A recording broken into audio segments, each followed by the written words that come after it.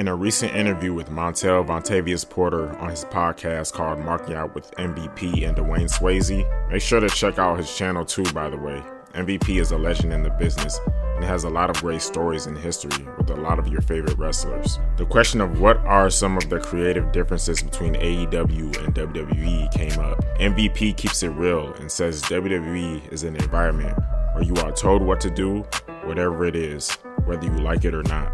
Toni Storm had an interesting take on the question. She says that while she was in WWE, she didn't think she was told what to do enough. She said in fact, she wasn't told to do anything, but at the same time, she had more creative freedom than most of the women there. She says that she wished they would have given her something and that she was 100% willing to do anything. These are very telling statements. Even though she had some freedom in her character, no matter how good and talented a wrestler is, they are useless without any real direction and destination from the company. We know WWE can make almost anyone a star if they actually put the effort and machine into them.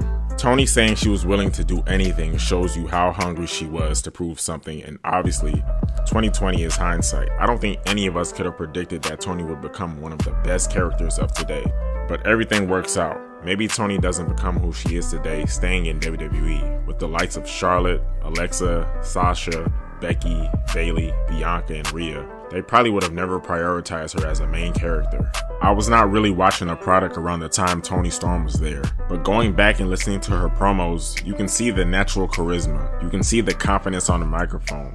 She stood out even back then. The topic of the infamous pie segment also comes up.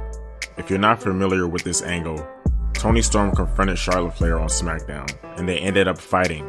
At some point, Charlotte shoves 2 whipped cream pies in Toni's face. It's a really bizarre segment and looks humiliating because Toni just stops fighting her and looks like she's going to cry. Toni quickly gets payback on Charlotte the following week, returning the favor of a pie to the face on Charlotte. Toni Storm says she loved this angle. She looks at this as the most exciting and best thing she ever did on the main roster. She also says there's nothing anyone can do to embarrass her, and she in fact wakes up in the morning welcoming embarrassment. We all know Toni Storm is such a character. A lot of people probably hear that and think she's putting on her front about this and just being politically correct. But knowing Toni's personality and how eccentric she is, I'm more inclined to believe it's a genuine feeling. Having a confrontation with Charlotte Flair, who was also the SmackDown Women's Champion at the time, pie or not, was the biggest spotlight of Toni's career up to that point.